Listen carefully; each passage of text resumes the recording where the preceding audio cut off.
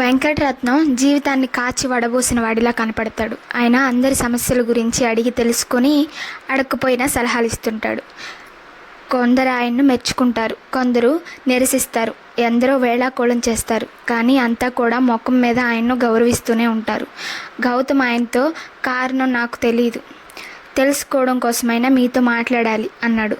అయితే ముందు కాగితం మీద సంతకం పెట్టు, విశేషాలు లంచ్ అవర్లో మాట్లాడుకుందాం అన్నాడు వెంకటరత్నం. గౌతమ్ ఓసారి ఆ కాగితం చదివాడు. అతడి బుర్రకేమీ ఎక్కలేదు. వెంకటరత్నం తెచ్చిన కాగితం కదా అని సందేహించకుండా సంతకం పెట్టాడు. నేను అదోలా ఉంటున్నానని మీరు ఎలా కనిపెట్టారు? లంచ్ అవర్లో గౌతమ్ అడిగిన మొదటి ప్రశ్న. మన మేనేజర్ దగ్గరకు వెళితే ఆయన మర్యాదగా కూర్చోండి అన్నాడనుకో, అంటే ఆయనకి నాతో ఏదో అవసరం ఉందన్నమాట. నీ దగ్గర కాగితం తీసుకొస్తే నువ్వు నన్ను కూర్చోమని అనలేదనుకో, అంటే నీ మనసు బాగోలేదని అర్థం. గౌతమ్ వెంకటరత్నం వంక ఆరాధనగా పూర్వకంగా చూసి, జీవితాన్ని చవి చూశారు మీరు, కంపెనీలో కూడా మా అందరికంటే పై హోదాలో ఉండాల్సిన వారు మీరు అన్నాడు. జీవితాన్ని చదివి పైకి రావాలనుకునేవాడు తన కాళ్ళ మీద తను నిలబడాలి. ఒకరి కింద పని చేసేవాడు తన అర్హత రుజువు చేసే కాగితాలు బడిలో చదివి సంపాదించాలి అన్నాడు వెంకటరత్నం. కానీ మీ సలహాలు కంపెనీకి లక్షల లాభార్జిస్తుంటాయి. సలహా విత్తనం లాంటిది. ₹1 విత్తనం వేల కొద్దీ లాభార్జించగల తోటను తయారు చేయగలదు. నేను విత్తనాలు అమ్మగలను, తోటను పెంచలేను అని నవ్వి, విత్తనాలు అమ్మడం సుఖం, అదే తోటను పెంచాలంటే ఎన్ని బాధలు. క్రిమికీటకాల నుంచి ప్రకృతి బీభత్సాల వరకు అన్ని శత్రువులే. అన్నింటినీ తట్టుకోగల సమర్థులకే ఆ ఫలితం అనుభవించే అర్హత కూడా ఉంటుంది. గౌతమ్ ఇంకా ఏదో అనబోతుండగా, మనం మాట్లాడుకోవాలనుకున్నది ఇది కాదు, నీ గురించి చెప్పు అన్నాడు వెంకటరత్నం. చెప్పడానికి ఏం లేదు, 10 మందికి సాయపడ్డానికి నా జీవితాన్ని అంతకింతము చేయాలనుకుంటున్నాను. కానీ నేను ఎవరికి సాయపడేందుకు అర్హుణ్ణి కాదు. ఉదాహరణకు మా వీధినే తీసుకోండి అంటూ క్లుప్తంగా తన అనుభవం చెప్పాడు గౌతమ్. వెంకటరత్నం నవ్వి, మీ వీధిలో ఉన్న వాళ్ళ సమస్యలు వాళ్ళు సృష్టించుకున్నవి. ఉన్నంతల్లో తృప్తి పడక లేని దానికై అర్రులు చాచడం వల్ల చాలా మధ్యతరగతి కుటుంబాల్లో లేనిపోని సమస్యలు వస్తున్నాయి. ఆశయ సాధనానికి అదృష్టం మీద కాక స్వయం కృషిపై ఆధారపడాలనుకుంటున్నాడు. ఆశయాలకు ఆశలు పునాదులు కాలేవు. అప్పుడు మధ్యతరగతి అంటూ ఉండదు, ఉన్నవాళ్లకు సమస్యలు ఉండవు. అయితే నేనేం చేయాలంటారు? జీవితంలో సమస్యలు సృష్టించుకొని కొందరు బ్రతుకుతుంటే జీవితమే సమస్య అయిన వాళ్ళెందరో ఉంటున్నారు. నువ్వు వాళ్ళకు సాయపడు. ఎంత సాయపడ్డా నీది ఉడతా భక్తి మాత్రమే అవుతుంది. అయినా నిరుత్సాహపడకూడదు నువ్వు. గౌతమ్ బుద్ధిగా తలూపాడు. తలూపినంత సులభం కాదు. ప్రతి మనిషి తను చేసిన దానికి ఫలితం ఆశిస్తాడు. మన సమాజంలో అట్టడుగు వారి కోసం ఎందరో మహాత్ములు, అవతార పురుషులు తమ జీవితాలను త్యాగం చేశారు, ప్రజారాజ్యాన్ని సృష్టించారు. కానీ జరిగిందేమిటి?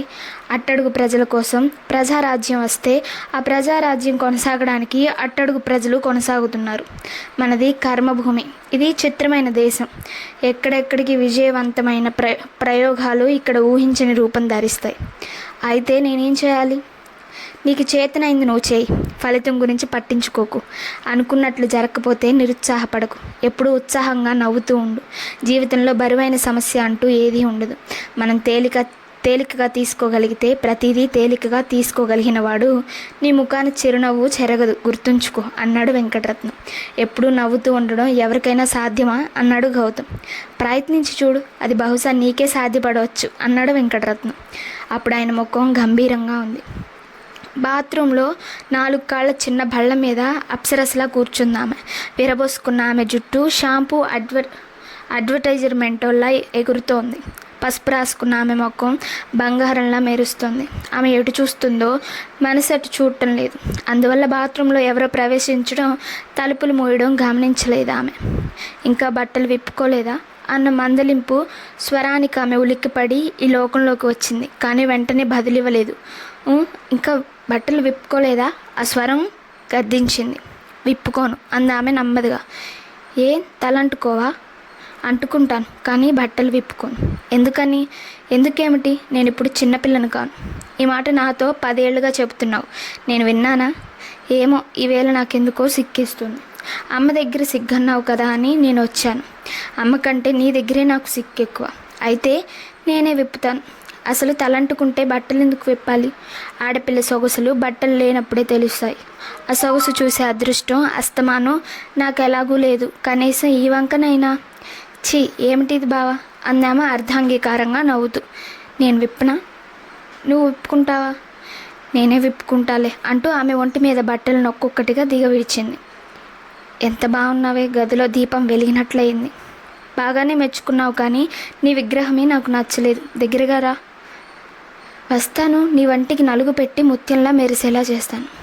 అబ్బా, నాకు సిగ్గు అంటూ ముడుచుకుపోయింది ఆమె. నాయనమ్మ మగుడు లాంటిది.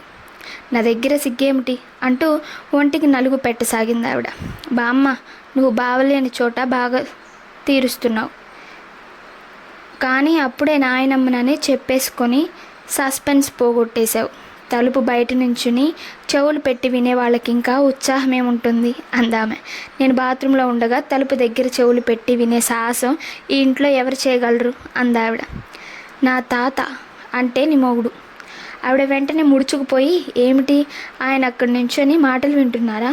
తెలియక ఏం మాట్లాడేశానో ఏమిటో అంటూ సిగ్గుపడింది. ఆడపిల్ల మొగుడు దగ్గర సిగ్గుపడకూడదన్నావు. మొగుడు తలుపవతలో ఉన్నాడనగానే నీకింత సిగ్గేమిటి బామ్మ అందామె.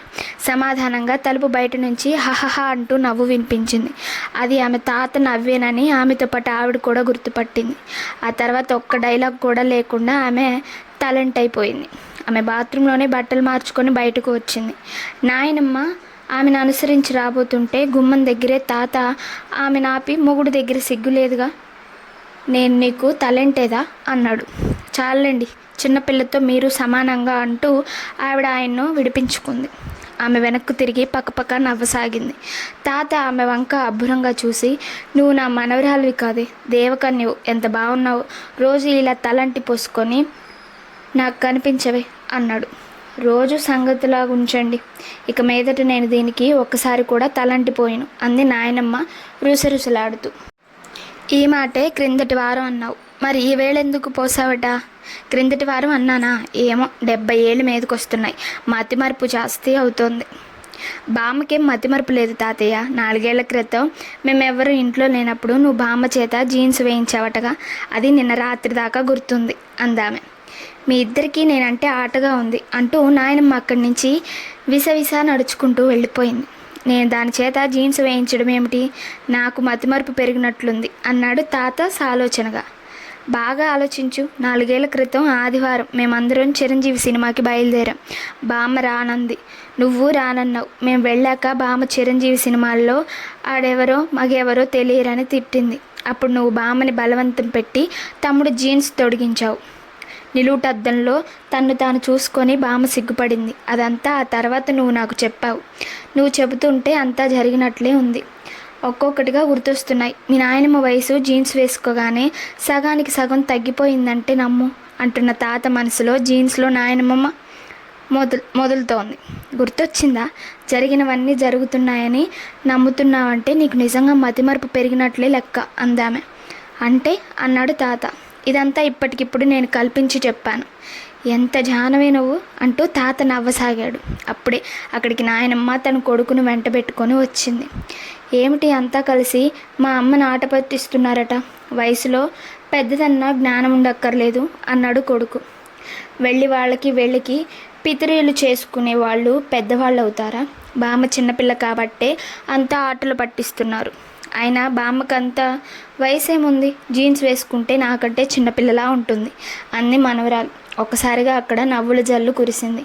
ఆ జల్లును ఉధృతం చేయడానికి మొత్తం ఇంట్లోని సభ్యులందరూ వచ్చారు. వారెవరంటే తాతయ్య దక్షిణామూర్తి, నాయనమ్మ పార్వతమ్మ, కొడుకు కోదండపాణి, కోడలు సుభద్ర, మనవడు గిరిధర్, మనవరాలు హాస. చివరి ఇద్దరి వయసులు 16, 19. వాళ్ళ పరిచయాలు ఏమిటంటే దక్షిణామూర్తి లాయరు, డబ్బు కంటే న్యాయాన్నే ఎక్కువగా నమ్ముకోవడం వల్ల సంపాదన అంతంత మాత్రం. 2 కూతుళ్ళు పెళ్లి చేసి ఉన్నదంతా పోగొట్టుకున్నాడు. కాస్త ఆలస్యంగా పుట్టిన కొడుకును BA చదివించాడు. అతడి కోసం ఇల్లు మాత్రం మిగిల్చాడు. లాయరుగా మంచి సరుకున్నవాడని పేరున్న 10 ఏళ్ల నుంచి ఆయన ఎవరికీ లాయర్ సలహా కూడా ఇవ్వడం లేదు. ఆ వృత్తి ఆయనకంత జుగుప్స. కోదండపాణి దక్షిణామూర్తి చాటుబిడ్డ. ఆయన పేరుతోనే ఎలాగో ఆ ఊళ్ళోనే ఉద్యోగం సంపాదించుకున్నాడు. ఇప్పుడు చేతికొచ్చేది నెలకు 2000. ఉన్న 2 పిల్లల్ని చదివిస్తూ ఇంటికొచ్చే ఆడపడుచుల్ని ఆదరిస్తూ గుట్టుగా సంసారం గడుపుకొస్తున్నాడు. పార్వతమ్మ, సుభద్ర ఆ ఇంట్లో సుఖశాంతులకు మూల కారణం. ఎలాంటి సమస్యనైనా ఆడది సహకరిస్తే అది సులభంగా పరిష్కరించవచ్చుననడానికి ఇదో ఉదాహరణ. వాళ్ళిద్దరూ విడివిడిగా ఎంత మంచివారో కలిసినప్పుడు అంతే మంచివాళ్ళు. ఆ ఇంట్లో అత్త కోడళ్ళు ఉన్నారని చూస్తే తప్ప విని తెలుసుకునేందుకు లేదు. గిరిధర్ ఇంటర్ ఫైనల్ ఇయర్ చదువుతున్నాడు. క్లాస్లో మొదటి 3 స్థానాలకు దిగాడు. తను చాలా గొప్పవాడయి ఆ ఇంటిని భవనంగా మార్చి దాసదాసి జనంతో నింపి అందరినీ సుఖపెట్టాలని కలలు కంటుంటాడు. ఆ కలలు కనడం తగ్గిస్తే చదువుకునేందుకు మరి కాస్త సమయం చిక్కుతుందని అతడి అక్క వేళాకోళం చేస్తుంటుంది. హాస BA ఫైనల్ ఇయర్లో ఉంది. ఆమె అందానికి చిరునవ్వుకి ఓ అవినాభావ సంబంధం. ఎలాంటి చిక్కు పరిస్థితుల్లోనైనా సరే నవ్వుతూ ఉండాలని ఆమె సిద్ధాంతం. ఆమె దిగులుగా ఉండగా ఎప్పుడూ ఎవరూ చూడలేదు. ఆ ఇంట్లో ఆమె కారణంగా ఎప్పుడూ నవ్వుల జిల్లు కురుస్తూ ఉంటుంది. అందుకే తాత ఆమెను నవ్వుల రాణి అంటాడు. ఆ పేరుకు చుట్టుపక్కల ఆమె కాలేజీ స్నేహితురాళ్ళు కూడా అంతో ఇంతో ప్రచారం వచ్చింది. ఇప్పుడు ఆ ఇంట్లో ఆమె తన పేరును సార్థకం చేసుకుంటోంది. నవ్వులయ్యాక ఏం ఊహలే తల్లి నీవి. ఈరోజు మీరెవ్వరూ బయటికి వెళ్ళకండి. మీ తాతగారు నిజంగానే జీన్స్ అనగలరు అంది పార్వతమ్మ. హాస నవ్వుతూనే ఈరోజు కాకపోతే రేపు తప్పించుకోలేవు అంది. సుభద్ర నవ్వు ఆపుకునేందుకు నోరు నొక్కుంది. తప్పించుకోకే, మీ తాతగారి 75, మతిమరుపు జాస్తి. ఈ రోజుకి గండం గడిస్తే చాలు. నా వయసు 70. అదేమిటి 73? దక్షిణామూర్తి సవరించాడు. మీరిద్దరూ తేల్చుకొని మీ వయసులు ఎంతో సాయంత్రానికల్లా నాకు చెప్పండి. నాకు కాలేజీకి టైం అవుతుంది అందే హాస అదోలా నవ్వుతూ. కాలేజీకి వెడతానంటూ ఆ నవ్వేమిటే అన్నాడు తాతగారు. కాలేజీకి వెళ్ళాక ఇక నవ్వడానికి కుదరదు అంటూ అక్కడి నుంచి వెళ్ళిపోయింది హాస. కాలేజీకి వెడితేనే ఆ కాసేపు గడవదు నాకు. రేపొద్దున్న అత్తారింటికి వెడితే నాకేం తోస్తుంది అంటూ నిట్టూర్చాడు దక్షిణామూర్తి. దీన్ని పెళ్ళాడే అదృష్టవంతుడి ఊళ్ళోనే ఉంటే బాగుండును అంది పార్వతమ్మ ఆశగా నిట్టూర్చుతూ. అందంగా కనిపించేవాణ్ణి నమ్మకు, వాడి మనసు వికలత. అమాయకంగా కనిపించేవాణ్ణి నమ్మకు, వాడు మోసాల పుట్ట. బలహీనంగా కనిపించేవాణ్ణి నమ్మకు, వాడు బలం మరెక్కడో ఉంటుంది. ఏదో పుస్తకంలోంచి ఈ మాటలు చదివి ఆగాడు రవీంద్ర. ఇప్పుడు ఈ పురాణం ఎందుకు నాయనా అన్నాడు రాజేంద్ర.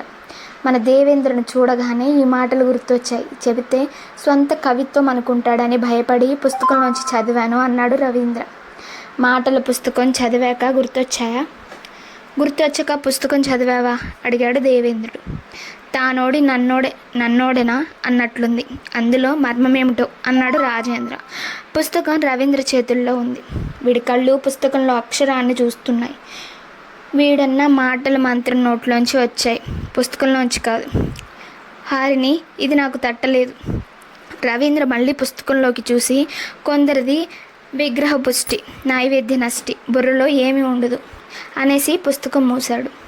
ఈ మాటలు ఎక్కడున్నాయో చూపించు, అందులో అవి లేకుంటే నిన్ను పులుసులోకి ఎముక లేకుండా తన్నగలను అన్నాడు రాజేంద్ర. ఏం నీకు చదవడం రాదా? పుస్తకం ఇక్కడే ఉంది, వెతుక్కో అన్నాడు రవీంద్ర నిర్లక్ష్యంగా. రాజేంద్ర వెళ్ళి పుస్తకం తీశాడు. 800 పేజీల పుస్తకం అది. నిట్టూర్చి మళ్ళీ అక్కడే పెట్టేశాడు. తెలివి తక్కువ వాళ్లకు కోపం అచ్చిరాదు. నేను చెప్పినట్లు వింటేనే నీ బలం రాణిస్తుంది అన్నాడు రవీంద్ర. రాజేంద్ర ఇంకా కోపంగానే హూ అన్నాడు. అందరికీ వినే మూడు వచ్చాకే అసలు విషయం చెబుతాను అన్నాడు రవీంద్ర. నెమ్మదిగా రాజేంద్ర శాంతించి హూ అన్నాడు. ఈ ప్రపంచంలో అన్ని జన్మలలోకి విలువైనది, ఉత్తమమైనది మానవ జన్మ. మనిషికి 4 దశలుంటాయి. వాటిలో యౌవన దశ అత్యుత్తమమైనది. ఎందుకంటే మనిషి ఈ సృష్టిని ఆ దశలోనే ముందుకు తీసుకొని వెళ్ళగలుగుతాడు. ప్రస్తుతం మనం ముగ్గురం ఆ దశలో ఉన్నాం ఆగాడు రవీంద్ర. అన్నాడు రాజేంద్ర. యౌవనం శాశ్వతం కాదు. అశాశ్వతమైన ఈ యవ్వన దశను సక్రమంగా సంపూర్ణంగా వినియోగించుకుంటేనే ఆ తర్వాత వృద్ధాప్యంలో నెమరు వేసుకునేందుకు తీపి గుర్తులంటూ ఉంటాయి. వింటున్నారా అన్నాడు రవీంద్ర. అన్నాడు రాజేంద్ర. యవ్వనంలో ఉన్న మగాడికి చుట్టూ ఉన్న ప్రపంచం అరణ్యం వంటిది. ఆ అరణ్యంలో తిరుగాడే లేడి పిల్లలు, కన్నపిల్లలు. వాళ్ళను మనం వేటాడాలి. మనలో యవ్వనం ఉన్నంతకాలం వేటాడుతూనే ఉండాలి. అన్నాడు రాజేంద్ర. అంటావేమిటి విసుగ్గా అన్నాడు రవీంద్ర. ఇదేమంతా అల్లాటప్ప వ్యవహారం అనుకున్నావా? ఎందుకు కాదు? మనం అడవిలో లేము, సభ్య సమాజంలో ఉన్నాం. ఆడపిల్లల్ని అడవిలో వేటాడినట్టు వేటాడడం అంత సులభం కాదు. అయితే మనకి బాధ అంతా ఎందుకు? అడ్వెంచర్, అదే మజా. ఆడపిల్లల్ని వేటాడడం ఓ అడ్వెంచర్. ఏం మనిషిరా నువ్వు అన్నాడు రాజేంద్ర.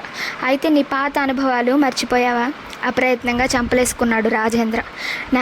నడి రోడ్డు మీద 10 మందిలోనూ ఉఫ్మని ఊదితే ఎగిరిపోయేలాంటి ఆడపిల్ల కండలు తిరిగిన వస్తాదు లాంటి రాజేంద్రుని తన ఎడమకాలు చెప్పుతో ఆ చెంప ఈ చెంప వాయించింది. ఇంకా గుర్తు చేసుకో అన్నాడు రవీంద్ర. వద్దులే, అర్థమైపోయింది అన్నాడు రాజేంద్ర. బలంలో భీముడు లాంటి వాడివి, కానీ ఏం లాభం? ఈ సభ్య సమాజంలో కన్నపిల్ల శివంగి కోన. మగాడు ఏనుగే అయినా కన్నపిల్లవాడి కుంభస్థలాన్ని కొట్టగల సమర్థురాలు. అందుకే వేట గురించి చెబుతున్నాను. త్వరగా చెప్పు. మనిషి సర్కస్కి ఎందుకు పెడతాడు?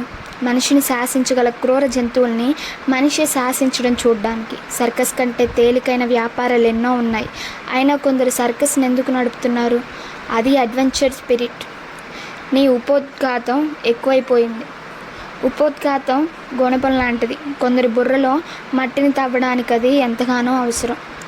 అంతవరకు ఈ సంభాషణ మౌనంగా వింటున్న దేవేంద్ర అప్పుడు కలగజేసుకొని, బుర్రలో మట్టి లేని నాబోటి వాళ్ళకి ఉపోద్ఘాతం గుణపపు పోట్లే కదా అంటూ నవ్వాడు. అయితే పాయింట్కి వచ్చేస్తున్నా. మన వేటలో దేవేంద్ర ఎందుకంటే వాడు బలహీనంగా, అమాయకంగా, అందంగా కనిపిస్తాడు. నాకేమీ అర్థం కాలేదు, కానీ పాపం మన దేవేంద్రను ఎరగా చేయడం నాకు ఇష్టం లేదు. వెర్రి నాయన, ఎర కావడం నా అదృష్టం. అంతా అర్థమైపోయేలా నేను తర్వాత చెబుతాను. కానీ మన వేట స్పాట్ ఎక్కడా? ఇలాంటి వేటలకి కాలేజీలే అనువు. అందులోనూ రాణి గంభీరా కాలేజీ అయితే బెస్ట్. అక్కడ ఈ ఊరికి బెస్ట్ లేడీస్ ఉంటారు. ఓకే బాస్, డన్ అన్నాడు దేవేంద్ర. ఎందరో ఉలిక్కిపడి కళ్ళు తెరిచిన గౌతమ్ రెప్పవేయలేకపోయాడు. అతడి ఎదుట సీత. ఆమె ఈరోజు రవికి ముడి వేసుకోవడం లేదు, రవిక వేసుకుంటోంది. సీత, ఏమిటిది అందామనుకున్నాడు అతడు. మాట రాలేదు. సీత తన పని పూర్తి చేసుకొని అతన్ని చూసి నవ్వి దగ్గరగా వెళ్ళింది. రంగమ్మకు మళ్ళీ ఒంట్లో బాగోలేదా అన్నాడు గౌతమ్. దానికే నిక్షేపంగా ఉంది. ఈరోజు నాకు ఇక్కడ రావాలనిపించి వచ్చాను. నిజం చెప్పాలంటే నాకు మీ మీద జాలిగా ఉంది. అంతవరకు వచ్చాక ఎవరూ నన్ను వదిలిపెట్టలేదు. పాపం, ఒక్కసారైనా మీ మనసు తీర్చాలనిపించింది. 10 రూపాయల కోసం అన్నాడు అతడు. పోనీ డబ్బివ్వద్దులేండి. నేను నమ్మను. నువ్వు డబ్బు మనిషివి. నువ్వేదో చాలా పై ఎత్తున ఉన్నావు. సీత కళ్ళు ఎర్రబడ్డాయి. నేను వ్యభిచారిని కాదు. నా ఇష్టమైన చోటే ఒప్పుకుంటాను బాబు. సమాజంలో నా అంతస్తు తక్కువ, అందుకని అంతా డబ్బిచ్చి నన్ను కొనాలనుకుంటారు. ఆ తర్వాత డబ్బుకే నేను లొంగుతాననుకుంటారు. మీరు నన్ను పెళ్లి గురించి అడిగిన మొదటి అంతస్తు మనిషి. నిజంగా అన్నారో మోసం చేయాలనుకున్నారో నాకు తెలియదు. మీ మాట నాకు నచ్చింది. ఆ మాటలు అన్నందుకైనా మీ దగ్గరకు రావాలనిపించి వచ్చాను. అలా కూర్చో అన్నాడు గౌతమ్. సీత నేల మీద కూర్చుంది. సీత, వారం రోజులుగా నేను ఆలోచిస్తున్నాను. ఈ సభ్య సమాజపు విలువల్లో నాకేదో తేడా కనపడుతుంది. ఎవరో చేయనిది చేసి విప్లవం తేవాలనుకుంటున్నాను. ఇంతవరకు నువ్వెలాంటి దానివైనా నాకు పర్వాలేదు. ఇక ముందు నీతిగా ఉంటానని మాటివు. నిన్ను పెళ్లి చేసుకుంటాను అన్నాడు అతడు. సీత అతడి వంక అబ్బురంగా చూసింది. గౌతమ్ కూడా ఆమెనే చూస్తున్నాడు. వారం రోజుల్లో గౌతమ్ సీత గురించి నిజంగానే చాలా ఆలోచించాడు. సీత పని మనిషే కావచ్చు, కానీ చూడ్డానికి అలా ఉండదు. సినిమాల్లో హీరోయిన్ పని మనిషిలా ఉంటుంది. మంచి బట్టలు వేసుకుంటే పెద్దింటి మనిషిలాగే ఉంటుంది. నవలలు చదవగలదు, ఉచ్చారణ బాగుంటుంది. ప్రవర్తనలో తను కోరే సంస్కారం తక్కువ. క్రమంగా అది అలవడుతుందని అతడి నమ్మకం. కానీ ఈ పెళ్ళి అతన్ని తల్లిదండ్రుల నుంచి, బంధువుల నుంచి దూరం చేస్తుంది. సమాజంలో అతడి అంతస్తు పడిపోతుంది. అతడి సంతానం ఎన్నో ఒడిదుడుకులు తట్టుకోవాల్సి ఉంటుంది. ఇవన్నీ అతడు భరించాలనుకున్నాడు. ఎందుకంటే అందువల్ల ఓ మనిషి జన్మ సార్థకం అవుతుంది. సీత మనిషే కావచ్చు, కానీ మనిషిలా బ్రతకడం లేదు. మరి సీత, నీకు వచ్చిన ఈ అవకాశం వదులుకోకు. నాతో పెళ్ళికి ఒప్పుకో. అప్పుడు నువ్వు పని మనిషి జీవితం నుంచి బయటపడి మర్యాదగా మనిషిగా జీవించవచ్చు అన్నాడు గౌతమ్ మళ్ళీ. అంటూనే అతడు ఆలోచిస్తున్నాడు. ఒక అట్టడుగు జాతి అమ్మాయినే కాదు, పతితను కూడా ఉద్ధరిస్తున్నాడు అతడు. ఈ త్యాగం సామాన్యమైనది కాదు. దీనికి సీత చలించిపోవాలి. ఆమె దృష్టిలో తను దేవుడు కావాలి. సీత అతడి వంక చూసింది. ఆ చూపుల్లో ఆరాధన లేదు, ప్రేమ లేదు, జాలి ఉంది. ఆ జాలి ఎంత రహస్యంగా ఉందంటే మైకంలో తన్మయత్వంలో ఉన్న గౌతమ్ కూడా దాని గురించి ఆశ్చర్యపడ్డాడు. అయినా అతనికి ఇంకా ఏమైనా సందేహం ఉంటుందేమోనని, బాబు మిమ్మల్ని చూస్తే జాలేస్తుంది అని మాటల్లో చెప్పింది సీత. అతడు బదులివ్వలేదు. కానీ అతడి అనువనువు జాలెందుకని ఆశ్చర్యంగా అడుగుతోంది. సీత అతడి అనువనువుకి నోటి మాటల్లో బదిలిస్తోంది. బాబు, మనుషుల్లో 3 రకాలు. మనుషుల్ని బ్రతికేవాళ్ళు, మనుషుల్లా బ్రతుకుతున్నాం అనుకునేవాళ్ళు, మనుషుల్లా బ్రతకని వాళ్ళు. నేను 3వ తరగతికి చెందుతాను, మీరు 2వ తరగతికి చెందుతారు. పెళ్ళంటూ చేసుకుంటే నేను 1వ తరగతి వాళ్ళని చేసుకుంటాను. ఎందుకంటే అప్పుడు నేను నిజంగా మనిషిలా బ్రతకొచ్చు బాబు. 1వ తరగతి వాళ్ళ దగ్గర నోట్లుంటాయి, మా దగ్గర ఓట్లుంటాయి. ఈ దేశాన్ని నడిపించేది మేమిద్దరమే. మిమ్మల్ని నేను పెళ్లి చేసుకుంటే నాకు ఒరిగేదేమిటి? జీవితాంతం మీ ఒక్కరికే పని మనిషిని అవుతాను. అన్నీ మీ ఇష్ట ప్రకారం చేయాల్సిన యంత్రాన్ని అవుతాను. నేను కట్టుబాట్లనిచ్చి స్వతంత్రం పోగొడుతుంది. ఆ జీవితం నాకొద్దు బాబు. ఇప్పుడు నేను మనిషిలా బ్రతకపోయినా స్వాతంత్రంగా ఉంటున్నాను. నన్ను ఇలాగే బ్రతకనివ్వండి. మిమ్మల్ని కాదనడానికి నిజం చెప్పానని చిన్నబుచ్చుకోకండి. కలల్లో తేలిపోయే మీలాంటి బాబులకి నిజం తెలియాలనిపించింది. గౌతమ్ మ్రాన్పడిపోయి ఆమె వంకే చూస్తుండిపోయాడు. దేవేంద్ర టక్కున ఆగిపోయాడు. ఎక్కడ చూసినా పక్కపక్కలు వికవికలు. ముందు తన్నెవరో వేళాకోళం చేస్తున్నారని అతనికి అనుమానం కలిగింది. కానీ అక్కడెవరూ అతన్ని గమనించడం లేదు. వీడియో నచ్చినట్లయితే లైక్ చేసి సబ్స్క్రైబ్ చేసుకోండి.